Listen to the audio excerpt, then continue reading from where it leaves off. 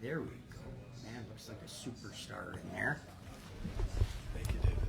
And I'm gonna go and I'm going to start this over here because I get so much reach because I share it to a page where they share it out about 40 times. So there sounds like we're live. Everything is going off all over because I have a couple of phones. Just a couple. A lot of good phones. This will take me 1 second. I'll hit next and it's shared. And I'll put my glasses on so I'm pretending that I can actually see something. And as the people come on and say, is Dave eating again? And of course he's, hey Marsha. Hey Marsha Pitt. How do you like that? You're a strong Albertan. Nova Scotians say no. We got Nova Scotia in the house. And of course the Nova Scotians say no, which is a great page. And everybody is rolling in. And you know where I am. Obviously, I'm at my favorite restaurant at my favorite truck stop in Calgary, Alberta, because when I come to Calgary, I feel at home here. And I'll tell you, since Dave and Margot and Jonathan took over this restaurant, hey Tracy, how are you doing? Marcy, Marsha Pitt says she just loves that.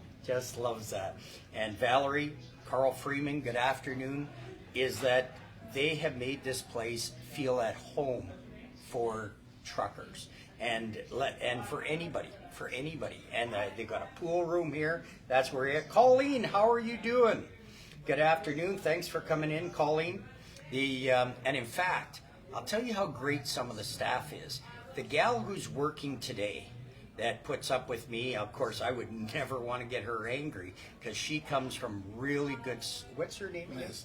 Which? Liz. Liz, yeah, I'm so bad with that. Liz, her father was a trucker, and her mother is involved in trucking, and she grew up in northern BC, fishing and hunting and stuff like that. Yep. And let me tell you, she is the right person for Dave to hire to work here in a restaurant, which has probably, would you say 80% of truckers in here? Or? Yeah, well, we definitely cater to truckers, and that's Yeah.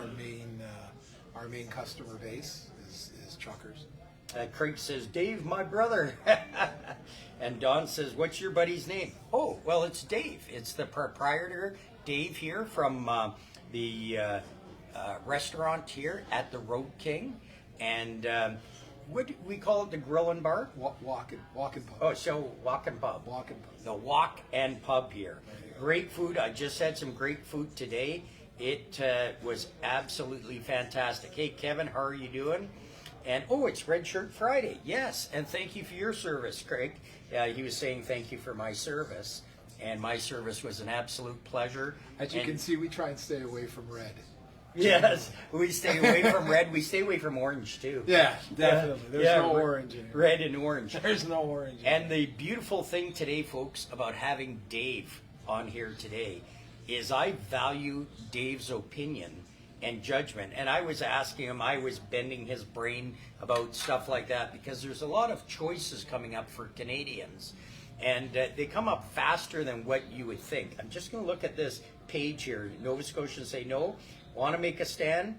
Don't buy anything at Irving for a full week, starting Saturday, June 11th. You know, boycotting Irving might be hit the Trudeau Foundation pocketbooks. There you go.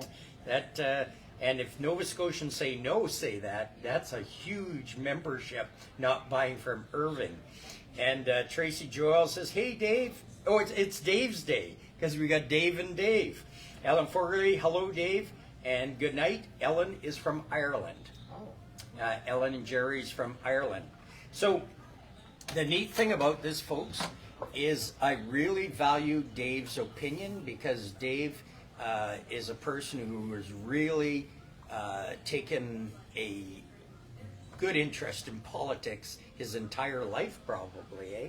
Yeah, and not only that, but he's got a master's in economics and a McGill master's in economics. He's one of them smart guys, folks, unlike me.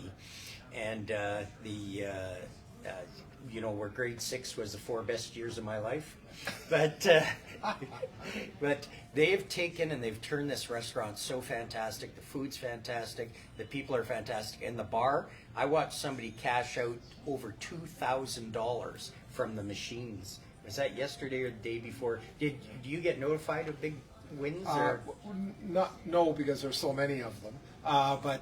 We see that keyword? So many of them, folks. We do very well. We have a bar which has 11 VLTs, and obviously they're quite popular and they're used quite a bit. And then we have a restaurant where we have, you know, Western, but Vietnamese and Chinese food, all day breakfast, and then we have a pool room.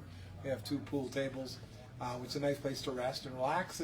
And yeah, we believe in good service, good food, and cleanliness. And that's the 3 things that we try very hard to deliver, so that people can come here, feel comfortable, have a relaxing time, and we try and make sure that everybody comes away feeling good and happy about having stopped here and enjoyed us. And if we can make your day a little bit better and make you feel a little bit better, then that's what we're trying to do.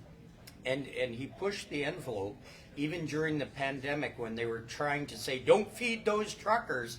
Dave stayed open as long as he could to feed us truckers till he was sort of getting spanked. And then he made it so that you could actually pick your food up, or he'd bring it to the truck for you. You had a delivery there for a while to the truck.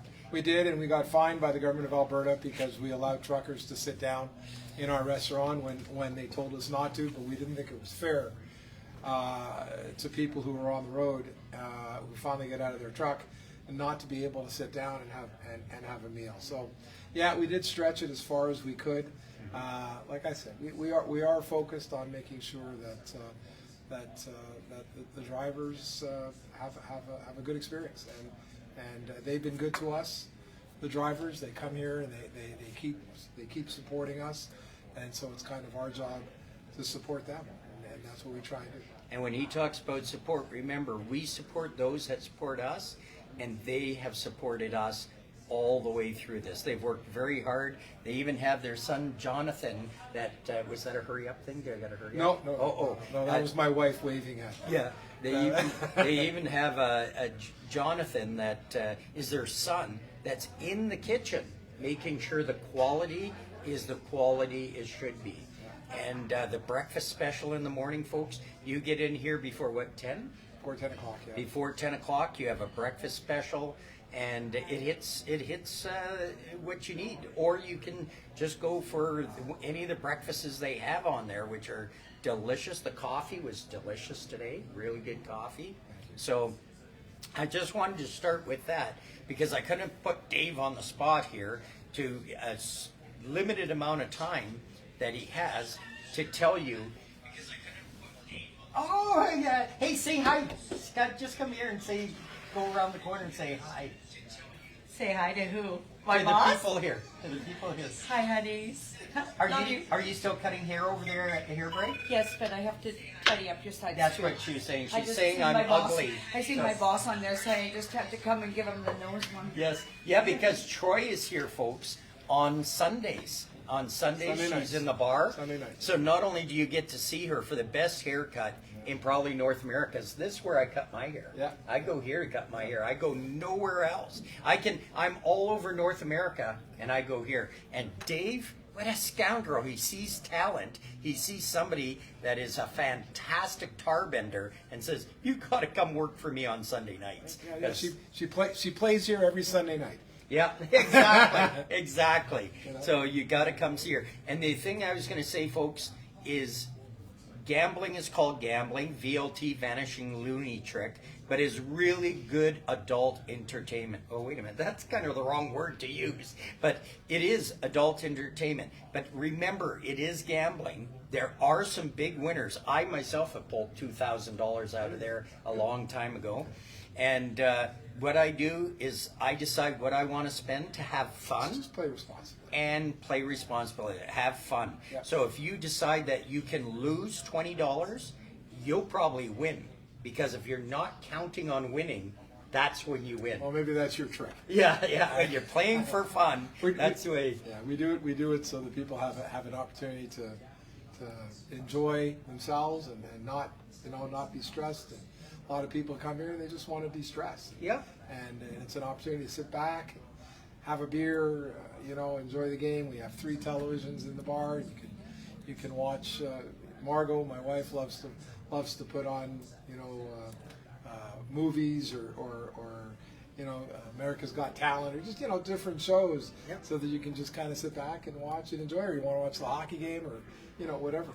We have all of that. And you got specials all the time. Whenever there's New Year's or anything else, they put something special on. If you come here during happy hour, you can get 3 beers, like for what, $13 or $15? Yeah, $13. And we also brought in. We have homemade apple pies, homemade pies. Oh, great which, pies. My wife's church makes them. So the Yes. church ladies make them for us, and basically we're giving money to the church, but at the same time we're getting homemade apple pie, blueberry, Cherry. Don't cherry forget pie.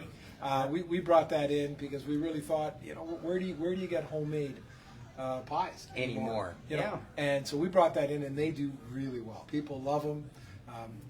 I know you're a cherry pie fan. Oh yeah, this. But we always have cherry pie here for you. But we've done things like that. So that's the kind of stuff we're trying to do. I mean, it's family run. It's a family business.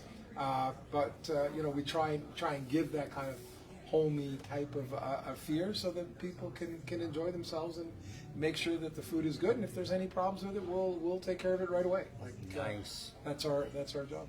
Excellent. And what it was is I talked politics. They say you should never talk politics or religion, but you know what? That's what got us into this mess, is we the people not talking to each other enough. And I was talking to Dave, and I said to him, we need to get rid of the orange, we need to get rid of the red, we've got to make Canada blue, just to even spank them and teach them a lesson. And I've got lots of friends, I told them, that were NDP, Jack Layton type NDP people, that were strong NDP people, but now they're disappointed. And how do you spank them? I got strong friends that were liberals, and Lloyd Axworthy type of liberals, and that, if people are old enough to remember. Can't be any worse than that. Yeah. And you're obviously from Manitoba. Yeah, obviously from Manitoba. And they want to spank them and teach them for what they're doing. And I said to Dave, what's the solution? And Dave came up with a really great thing, which is not blue or red or orange, has nothing to do with what banner they're flying at this time, but what has to do with us, the people.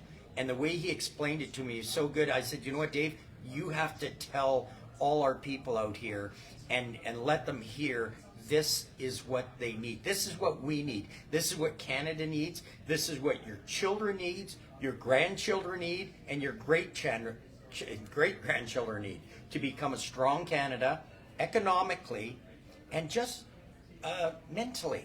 I'm going to use the word mentally, because there's a lot of people stressed from the mandates and everything else, and from the spending like a drunken sailor. I've never heard a politician that said, oh, don't worry, it'll balance itself. Don't worry about the budget. It'll just balance itself. Yeah.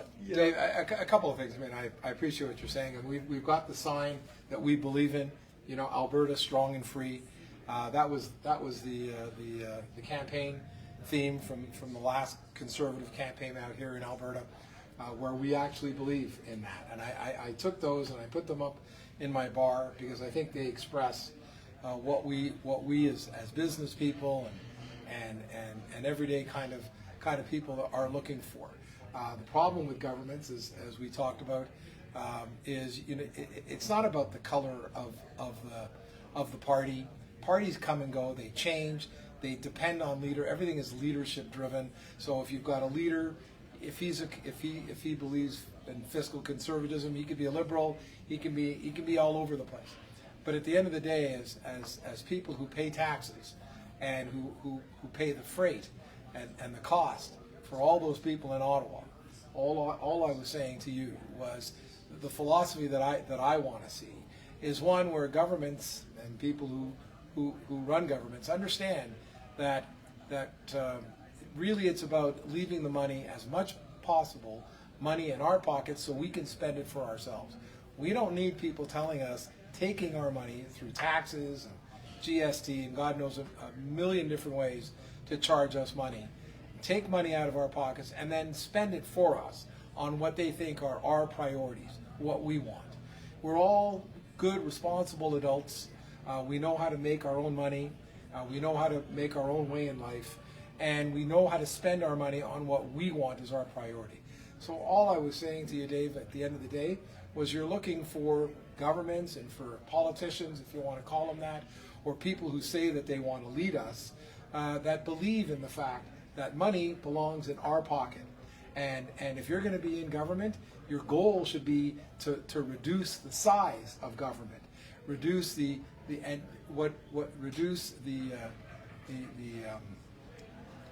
size of the bureaucracy and the amount of regulations, which all it does is end up charging us more money to do the same things that we always do. You know, you need to get a license. Well, now you got to get a license, but you got to get this and you got to get that. You know, sure, of course we need a license. Of course you need to be tested to be a good driver. But there's got to be limitations to all of the extra things that you have to pay for, which really just goes to the government so they then have more money so that they can then decide on what they think is important on our behalf. I don't need the government to tell me how to live my life, how to be responsible, or how to spend my money.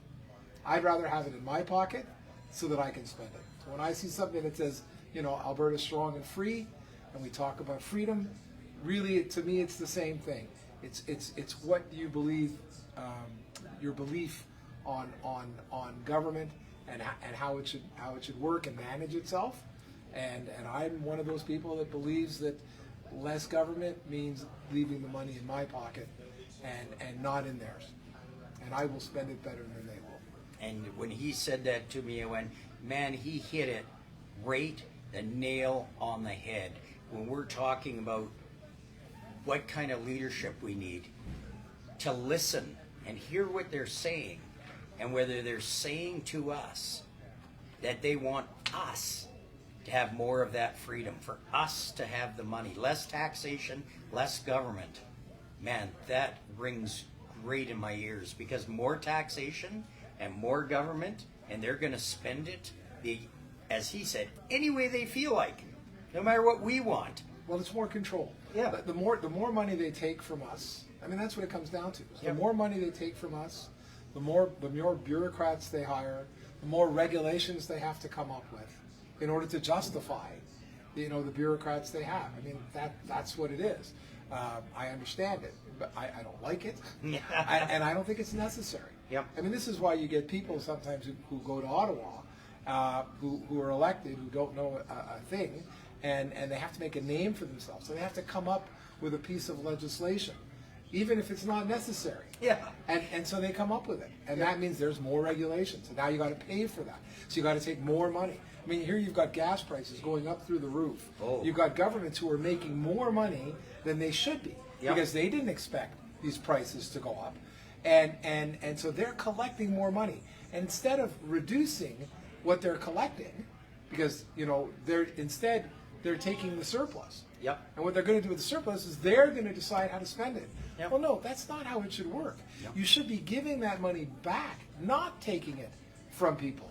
Yep. And saying, here, you spend it on what you think you need. If you need to buy a new car, if you need to go out for dinner, if you need to, do whatever it is, you need to, buy something for your family. I mean, you decide what you think you need. And you're bound to make a better decision with your money than the government will ever make. Oh, yeah, absolutely. With your money. Yeah. And that's the bottom line. Yep. Who do you believe is better capable of making the choices for you? Somebody else, 3,000 miles away, or if you live in Ontario, 500 miles away, or down the block, or you?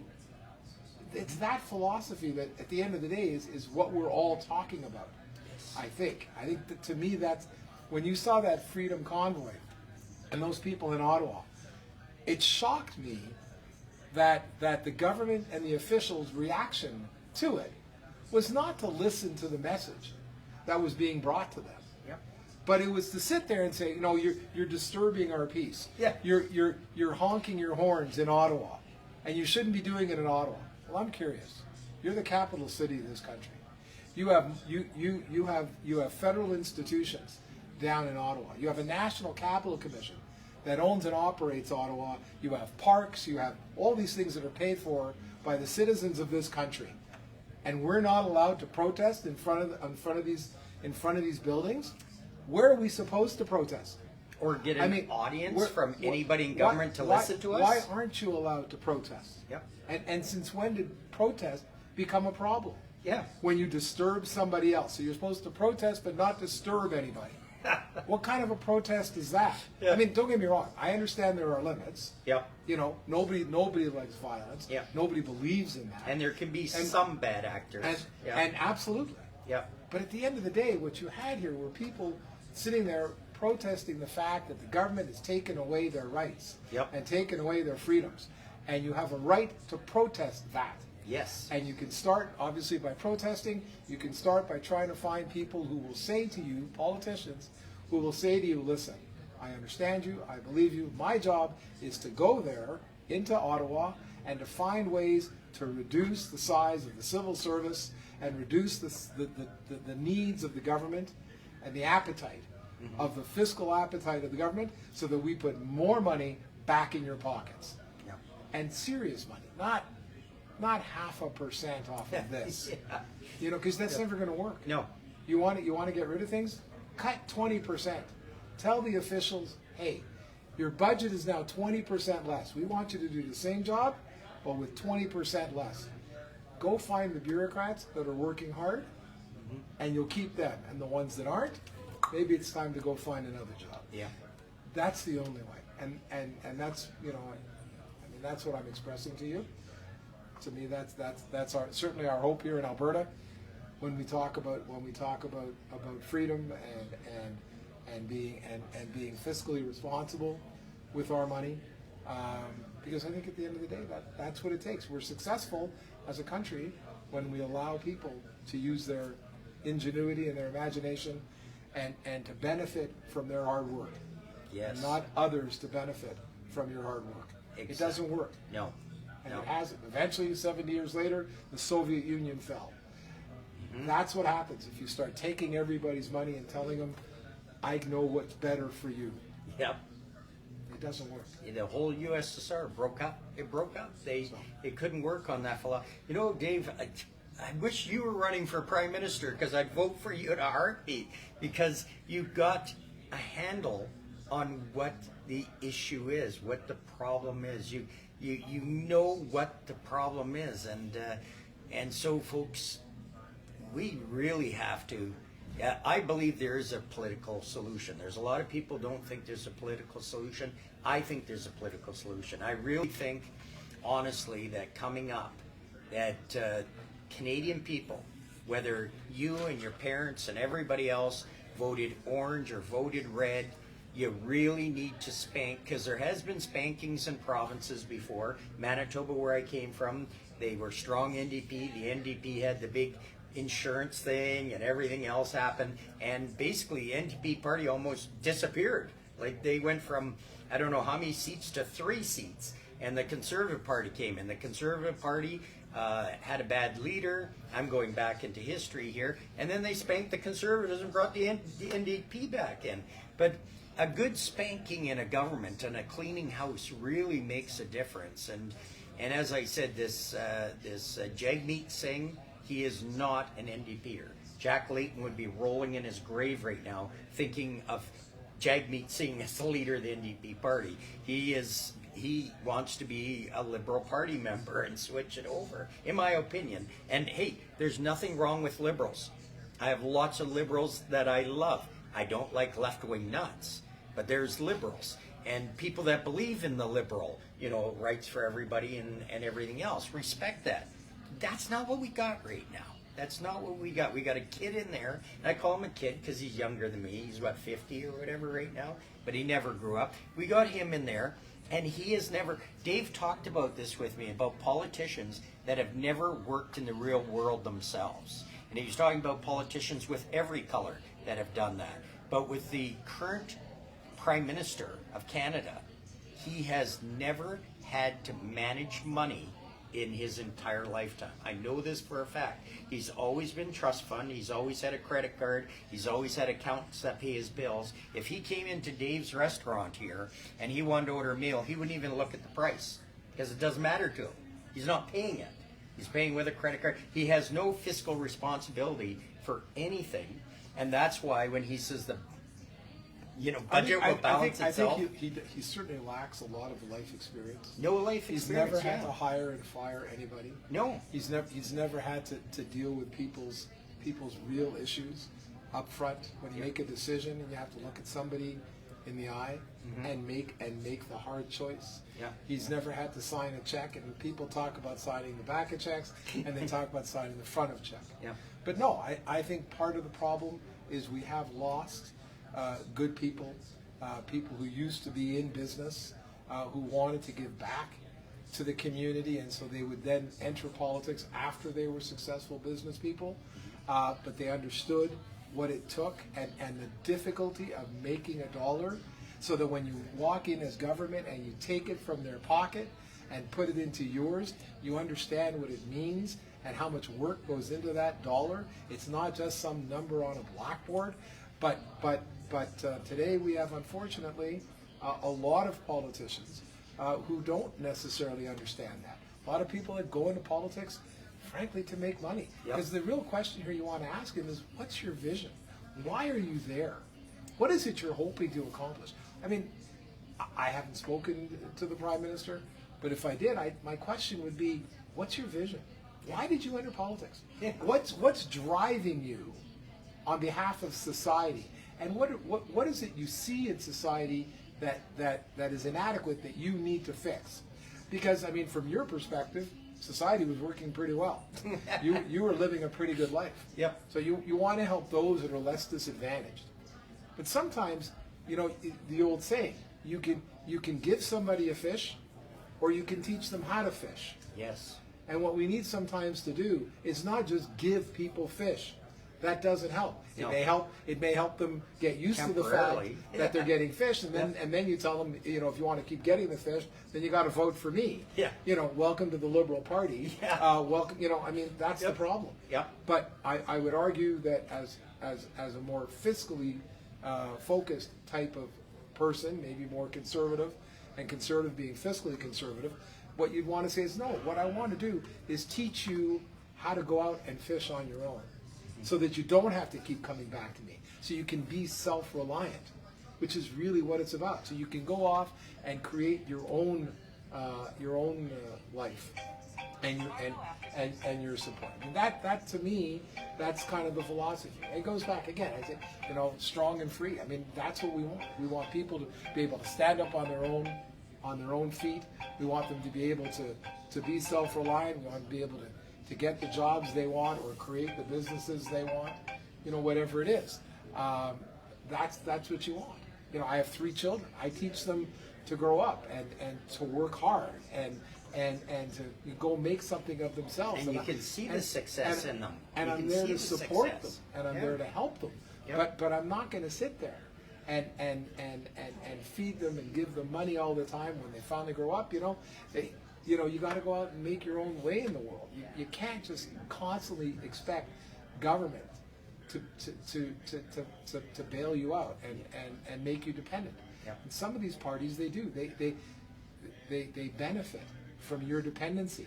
Yep. And that's what he'd like to do. But the he rest would of us like don't. you to own nothing and the government own everything. Yeah, That's his concept. Yeah, That's and his it doesn't mindset. work. Like I said, the Soviet Union. I mean, they tried it for 70 years and it collapsed. It collapsed and big time. And that's the reality of it. I mean, Yep. there's only so much. You do a 5-year plan, it doesn't work. No. You can't centrally plan people's wants and desires. Yep. We all have individual wants and desires. We all have our own preferences. You can't just say everything is great. You got to let people choose their own colors. Exactly. In this way. So, anyway. And I know he's really busy and he's running a business and everything else. I'm going to put him on the spot one more time because I'm going to let him explain to you what a real hero is. Because he told me about a politician, and I can't even call him a politician without choking, but a person who's a real person for us, we the people, for Canada and that. And he told me a story, what a pride story about a fighter pilot, about a hero, came back, started a business, employed hundreds if not thousands of people, and at the age of 60 or in his 60s, he decided, and Dave knows it, I'm going to let him finish the story, he decided he wanted to give back to Canada. Not just he wanted to take and get the politicians' pension and the money and the perks. He wanted to give back, and in fact, Dave was telling me he didn't even take a salary, did he? Yeah, so you explain just, who just this because gentleman is. I was fortunate enough to meet various people in my travels, and one of them was an MP at the time from Ontario who fought in the Second World War, was a fighter pilot, won distinguished crosses for his bravery, and then came back to his small town in Ontario and started a business back in the 50s and built it up, making it a very successful business, had hundreds of people that were employed, and at 60, 65, when he was ready to retire, decided to run to be a member of Parliament. This is now in the 60s and 70s, and run as a member of Parliament so that he could give back to the community. And he spent the next 20 years in Parliament without taking a salary, but just basically giving back, doing the things that he thought was necessary for the community to be successful. And I had the opportunity to meet with him and talk to him and learn a little bit about, in my mind, what it means to be a real leader of the community. Somebody who would give to the community, who was successful, but thought it was time to give back, and had something to give back. The problem with some of our politicians, a lot of the time, they haven't done anything. They haven't been anywhere. They haven't had to live a life yet. And so what are you giving back? You're giving what? Yep. You don't have anything. You don't understand. You don't you know. have no understanding. You don't know yet what the average person has had to live with or go through. And and yes, you can sometimes see what it's like on a blackboard, but it's not the same thing. I mean, we used to have a premier out here, Ralph Klein, who we were very proud of, who always used to talk about understanding Henry and Mary.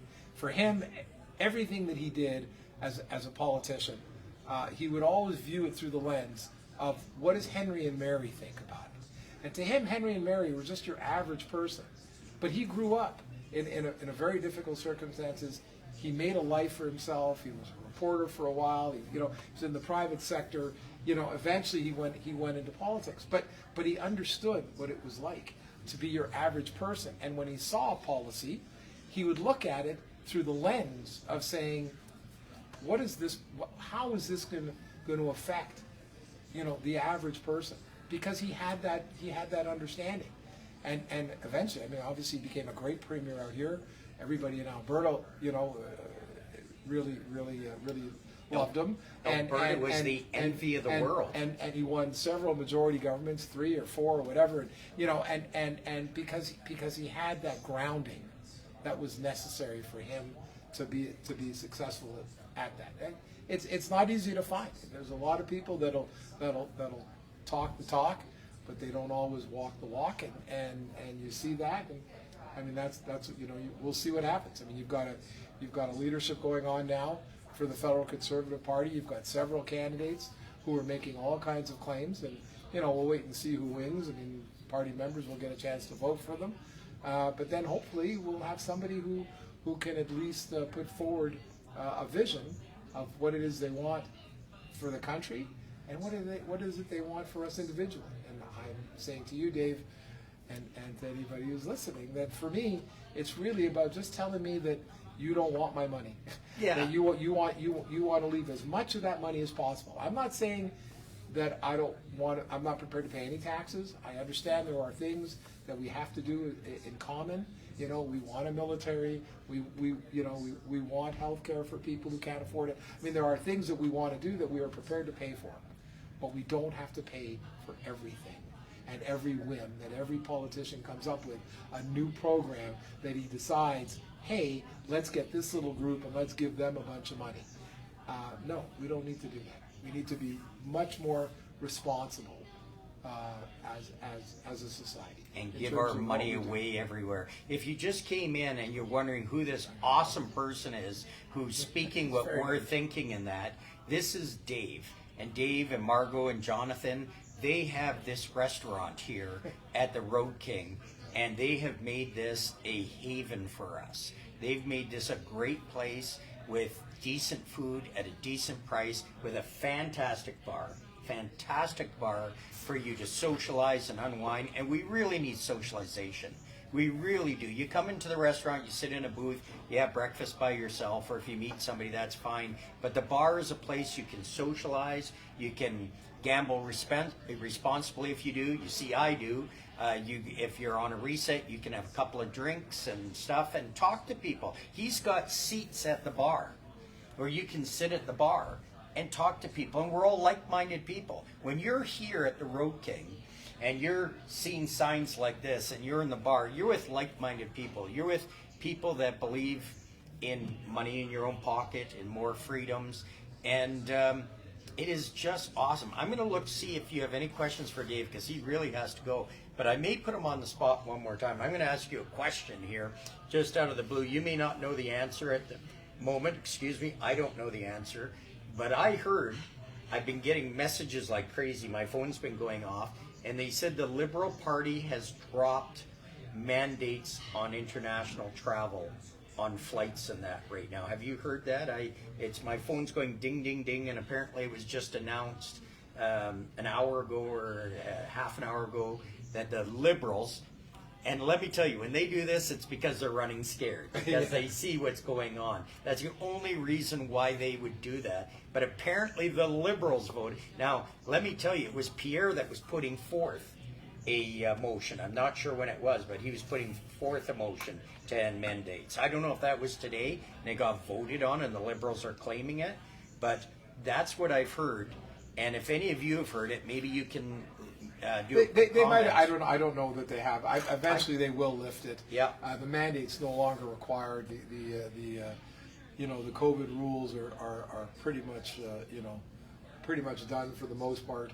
I know there's differences between driving across the border and flying across the border, and so I'm sure at some point, if it isn't already done, I mean, obviously it should be. They need to find ways to allow flights to go back and forth. Tourism is pretty important to Very this country, important. and when you have to wait on a tarmac in Toronto Pearson Airport for 3 hours to get off a plane because they don't have enough people or they can't process you fast enough, that's certainly gonna stop people from coming to the country. So at some point it'll happen. Yeah, I'm sure. and on the heels of that, I just want to mention something I said last night, and I want to make a very clear thing about this. Last night I read my passport to the people, because a lot of people don't know what the inside of the passport says. Right. And so I read it live, because people were saying, right now the U.S. is letting people cross whether they're jabbed or not. And they're saying, well, how do you get back into Canada? And I said, read the first page of your passport that says, by command of Her Majesty the Queen, that you are freely able to pass into Canada. You can't stop a Canadian from coming back to No, Canada under no. any circumstances. No. You cannot stop a Canadian from coming back to Canada. Yeah. You can stop others from entering. Yeah. Because entering a country is a privilege. They They can- can ask you to take a test. Yeah. They can arrest you. Yeah. They can put you in jail, but it'll be a jail inside Canada. Yeah. Because you are Canadian. Canadian. And so you have access to Canadian jails. Exactly. So I just wanted to say, and Here's your add to big that, thing. and when I told you about your passport, you do have to do the Arrive Cam. The Arrive Cam is law. You do have to do that, and it is in law, and it's up to a $5,000 fine if you didn't do it, which is no problem. Just do the Arrive Cam, scan in your passport, and it just is showing that you're arriving. They can pre-screen to make sure you're not a terrorist, that you are a Canadian citizen. So please do the Arrive Cam. But anything else, and as I said last night, if they ask your medical information, as far as I'm personally concerned, that's your private information. You may get a bit of a hassle, you may not, but read the inside of your passport. it says without obstruction. And the arrive cam isn't an obstruction. They'll still hit you in, but they'll give you a $5,000 fine.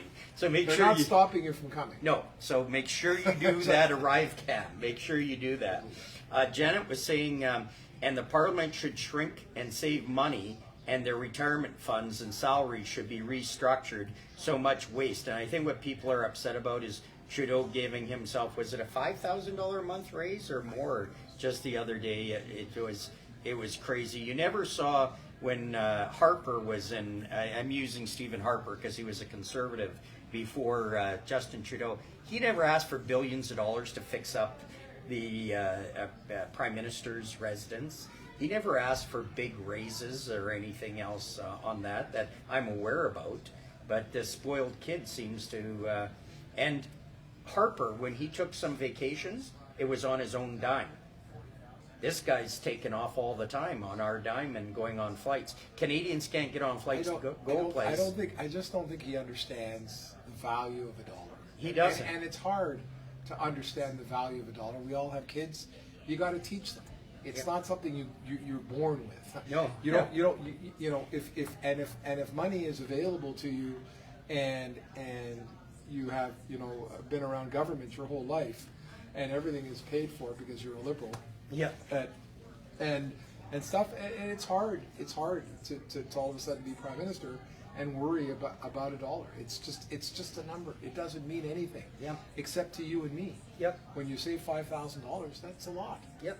That takes a lot of time and effort to build up that $5,000.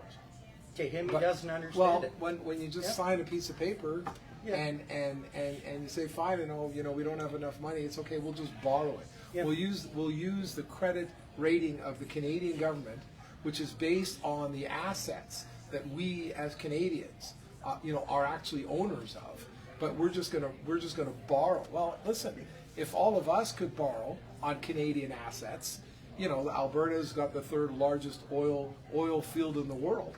If I can go as an individual and go and borrow money on it, wouldn't be hard to borrow money. No.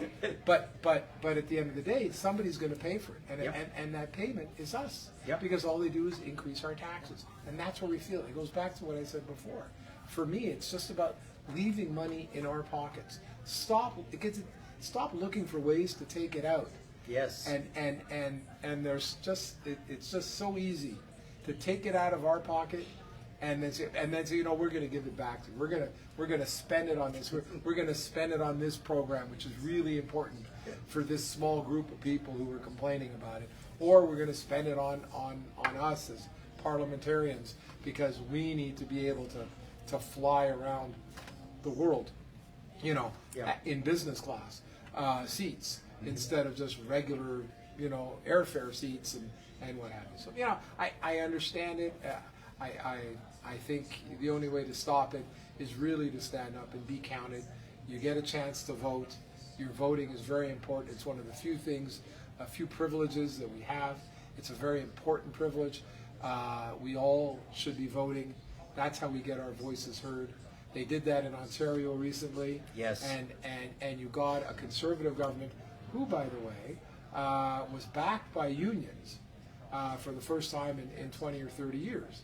And the reason for that was because Rob Ford put forward policies and worked with the common people and people who were union people. Because unions and people who represent unions or who are in unions are just as conservative fiscally as anybody else. Yep. And all Rob Ford was doing was saying, look, I'm going to put forward policies that are going to benefit you. We're going to try to lower back government, scale it back, not try to be intrusive in your life. And I think that was a message that resonated in Ontario, along with other messages, but that was one of them. And it worked. I mean, at the end of the day, they've turned away from the NDP, they turned away from the Liberals, and it wasn't the Conservatives, it was Rob Ford and his brand of conservatism, which is what brought them to victory, and a massive one. So, I mean, that's what we're looking for. I agree with you. Trudeau is certainly not our guy. There's nothing red out here. No, and there should nothing red west of Manitoba. Thankfully. Yeah. But we have to work with the rest of the country. Yeah. Oh, And so he's going to go, folks. I'm just going to say there's a lot of people thanking you here, coming on, thanking you for the conversation. That's mainly what people are saying is thank you, Dave. Thank you, Dave. We could have him talk to us for hours, folks. The biggest thank you can do is support those that support you. And the big thing about it is the restaurant's here, and it's open at what time in the morning? 7:30. 7:30 in the morning. There's a breakfast special till 10, and then the pub is usually open till Opens at 11 and goes till midnight. 11 till midnight. Support those that support you, and now you see the caliber of people that are here, and even Troy in on Sunday. I got to go see her because she doesn't like the way my hair looks right now. She wants to fix it up. She's such a caring, There's only so much person. we can do, Dave. Yeah, there's only so much we can do, unfortunately. And I want to thank you all. Share this out. Share this out. You've heard some good words of wisdom here. There were a lot more. We had quite a conversation before this. And as I say, I could have him go for hours because he's very learned in this sort of thing. He's not just shooting from the back of his hip here as to what great solutions that could be. He has spent many years, how many years would you say, studying politics in Canada? Well, you could argue 40 since I've been doing it for 40 years. But yeah, no, I mean, I as you know, I mean, I did work at one point politically, and of course I've been involved in politics most of my life, working with various politicians, cabinet ministers, and various leaders, helping them in different ways, and just being around it. I mean, it's always been a part of my life, being active, being social, politically active. But I left. I was in government for a short period of time, but I left government because I didn't see my life spending the rest of my life in government. Right. It's just, it takes a certain type of individual, I think, one with very little ambition, one with very little drive. I just think it's a place you go to as a trust, you work in, you do the best you can, and then you leave for somebody else to try and do their best, and you go off and you make your own way. Right. To me, that's what it should be. You go in, you do the best you can, and then you move on.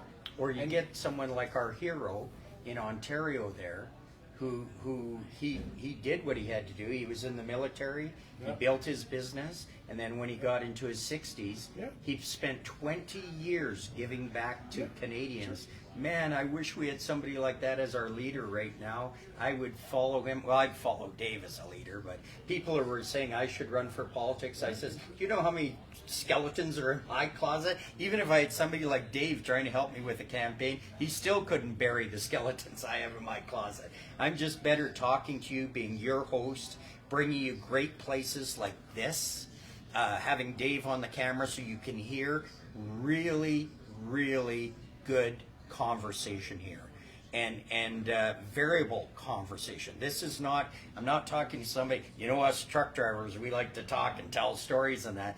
40 years, and a good knowledge of how this system works and everything. So we're bringing you somebody who's got a real good insight, and he's got no political gain here by talking to you. I'm not paying him any money because I don't have any money, but I should have said that because when I dine and dash, he's going to be angry. Exactly. Yeah, you made me pay first. Yeah, just in you case haven't I paid your forget. bill yet, Yeah. have you? And I always like to end on a joke. And a joke that was yesterday is we did do a video at another restaurant yesterday that had a pizza special, and it wasn't as good as here, but we did the video with them and everything else. And I was with a gentleman named Derek who says, "Okay, Dave, let's go. I got to get going."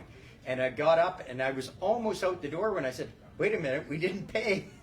we were going to leave the restaurant without paying because he thought I'd paid already because I was going to buy him lunch. He drove me there, and we were going to get up without paying. So remember, if you do accidentally walk out without paying sometime, remember that's coming out of the server's pocket, and that's not fair. And always tip, and always tip heavy, because I don't know if you guys have a tip out here, but the majority of restaurants have a tip out. and they'll say, let's say 3% or 5% or something is tipped out to the people in the kitchen, and To if the they've back of got the house- bussers, to the back of the house. yeah, to the back of the house. But And- no, the girls definitely appreciate it, and they Yep. work hard. And Yep. you know, it's a way of saying you appreciate the work that they do. Yep. And we of course encourage them. We want them to provide good service.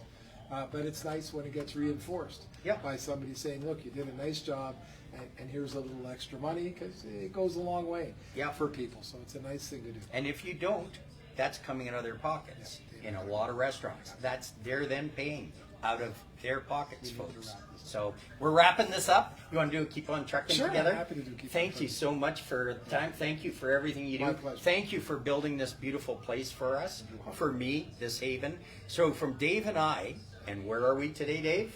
In Calgary at the Roadking Walk-in Pub. My favorite place. 1, 2, 3. Keep on on trucking, trucking. everybody. Keep Thank you. on. Thank you so much, Dave. Oh, look, my battery was going dead too. And I'm just going to end on a sweep of this beautiful place here. Thank you, everybody. Share, share, share.